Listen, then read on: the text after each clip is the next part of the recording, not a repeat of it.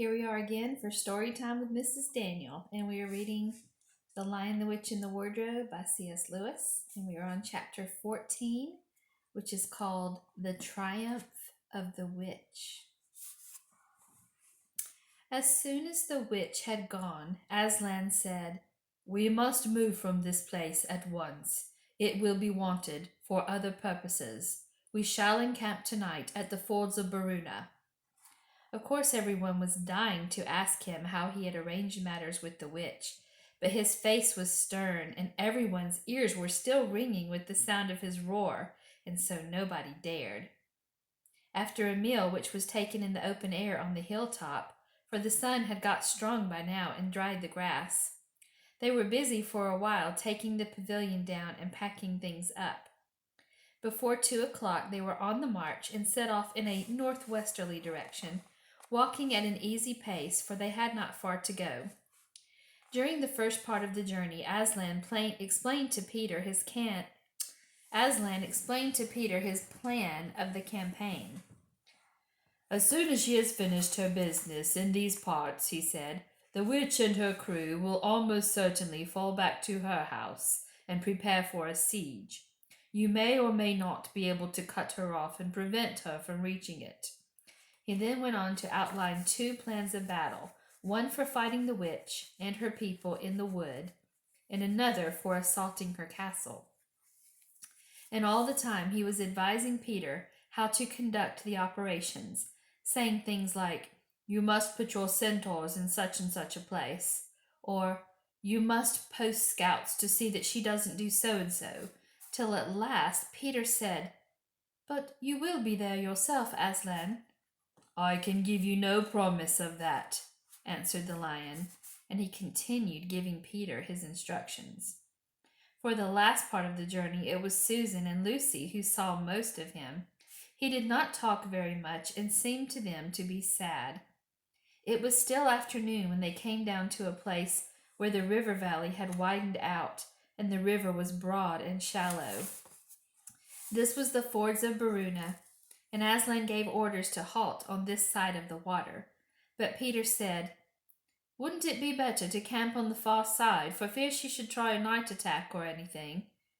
Aslan, who seemed to have been thinking about something else, roused himself with a shake of his magnificent mane and said, "Eh, what's that?"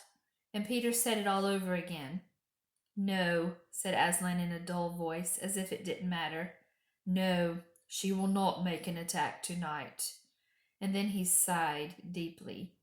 But presently he added, "All the same, it was well thought of.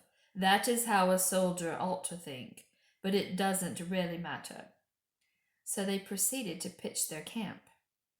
Aslan's mood affected everyone that evening. Peter was feeling uncomfortable too at the idea of fighting the battle on his own. The news that Aslan might not be there had come as a great shock to him. Supper that evening was a quiet meal. Everyone felt how different it had been last night or even that morning. It was as if the good times, having just begun, were already drawing to their end. The feeling affected Susan so much that she couldn't get to sleep when she went to bed. And after she had lain counting sheep and turning over and over, she heard Lucy give a long sigh and turn over just beside her in the darkness. "Can't you get to sleep either?" said Susan.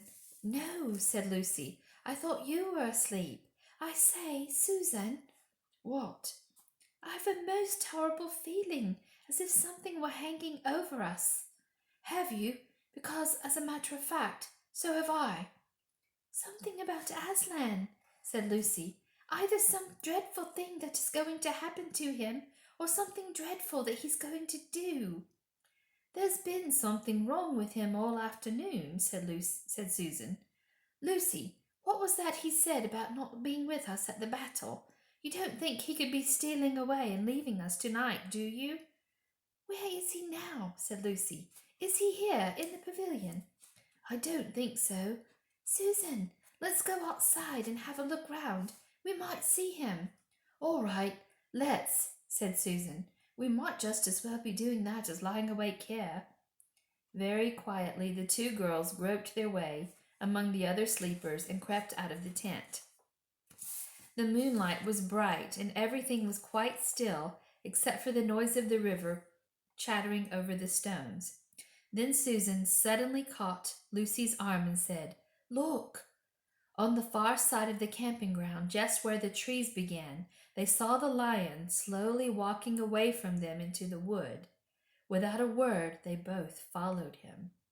He led them up the steep slope out of the river valley, and then slightly to the left, apparently by the very same route which they had used that afternoon in coming from the hill of the stone table. On and on he led them, into dark shadows and out into pale moonlight, getting their feet wet with the heavy dew. He looked somehow different from the Aslan they knew. His tail and his head hung low, and he walked slowly as if he were very, very tired. Then, when they were crossing a wide open place where there were no shadows for them to hide in, he stopped and looked round. It was no good trying to run away, so they came towards him. When they were closer, he said, "Oh, children, children, why are you following me?" "We couldn't sleep," said Lucy, and then felt sure that she need say no more, and that Aslan knew all they had been thinking. "Please, may we come with you, wherever you're going?" said Susan. "Well," said Aslan, and seemed to be thinking. Then he said, "I should be glad of company tonight. Yes, you may come if you will promise to stop when I tell you, and after that leave me to go on alone."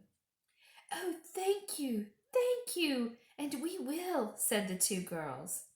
Forward they went again, and one of the girls walked on each side of the lion. But how slowly he walked, and his great royal head drooped so that his nose nearly touched the ground. Presently he stumbled and gave a low moan. "Aslan, dear Aslan," said Lucy, "what is wrong? Can't you tell us?" "Are you ill, dear Aslan?" asked Susan.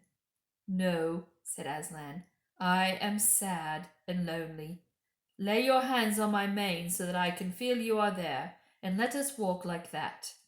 And so the girls did what they would never have dared to do without his permission, but what they had longed to do ever since they first saw him, buried their cold hands in the beautiful sea of fur and stroked it, and so doing walked with him. And presently they saw that they were going with him up the slope of the hill on which the stone table stood. They went up at the side where the trees came furthest up. When they got to the last tree, it was one that had some bushes about it. Aslan stopped and said, "Oh, children, children, here you must stop, and whatever happens, do not let yourselves be seen. Farewell."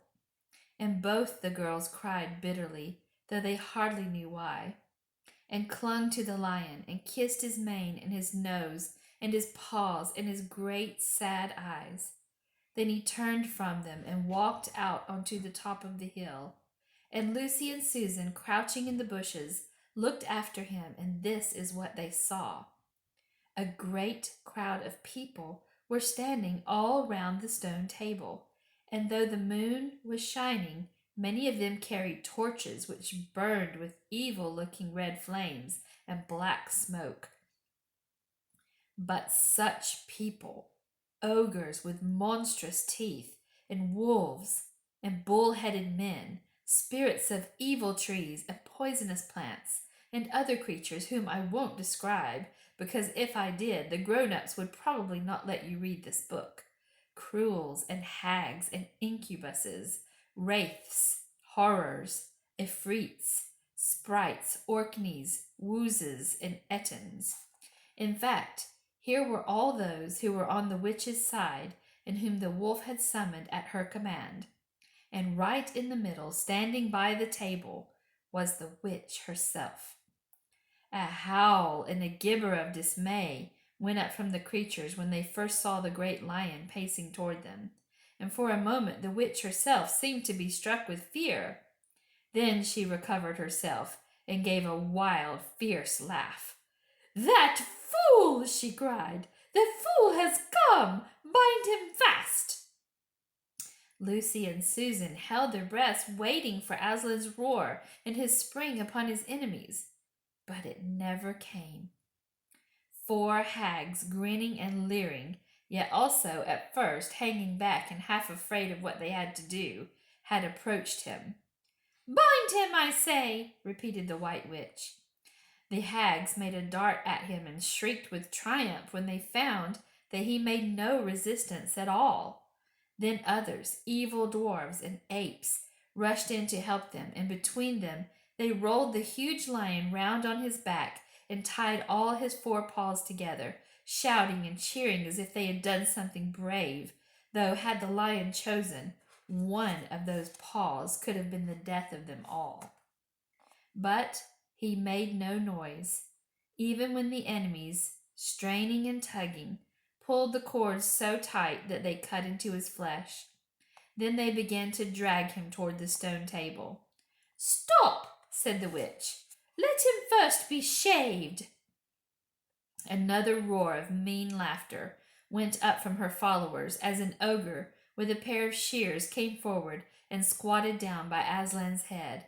Snip, snip, snip went the shears, and masses of curling gold began to fall to the ground. Then the ogre stood back, and the children, watching from their hiding place, could see the face of Aslan looking all small and different without its mane. The enemies also saw the difference. "Why, he's only a great cat after all," cried the one. "Is that what we were afraid of?" said another. And they surged round Aslan, jeering at him, saying things like, "Puss, puss, poor pussy," and "How many mice have you caught today, cat?" and "Would you like a saucer of milk, pussums?" "Oh, how can they?" said Lucy, tears streaming down her cheeks. "The brutes, the brutes!" For now that the first shock was over, the shorn face of Aslan looked to her braver and more beautiful and more patient than ever. "Muzzle him," said the witch, and even now as they worked about his face putting on the muzzle, one bite from his jaws would have cost 2 or 3 of them their hands. But he never moved. And this seemed to enrage all that rabble. Everyone was at him now. Those who had been afraid to come near him even after he was bound began to find their courage, and for a few minutes the 2 girls could not even see him, so thickly was he surrounded by the whole crowd of creatures, kicking him, hitting him, spitting on him, and jeering at him. At last the rabble had had enough of this. They began to drag the bound and muzzled lion to the stone table, some pulling and some pushing. He was so huge that even when they got him there, it took all their efforts to hoist him onto the surface of it. Then there was more tying and tightening of cords. The cowards, sobbed Susan. "Are they still afraid of him even now?" When once Aslan had been tied, and tied so that he was really a mass of cords, on the flat stone, a hush fell on the crowd. 4 hags, holding 4 torches, stood at the corners of the table. The witch bared her arms as she had bared them the previous night when it had been Edmund instead of Aslan. Then she began to whet her knife.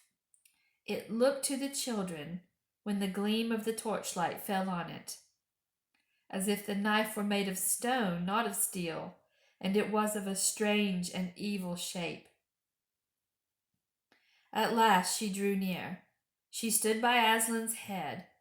Her face was working and twitching with passion, but his looked up at the sky, still quiet, neither angry nor afraid, but a little sad.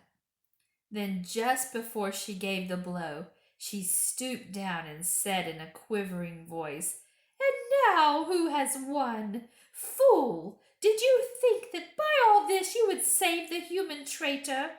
Now I will kill you instead of him, as our pact was, and so the deep magic will be appeased. But when you are dead, what will prevent me from killing him as well? And who will take him out of my hand then? Understand that you have given me Narnia forever. You have lost your own life, and you have not saved his. In that knowledge, despair and die. The children did not see the actual moment of the killing. They couldn't bear to look and had covered their eyes.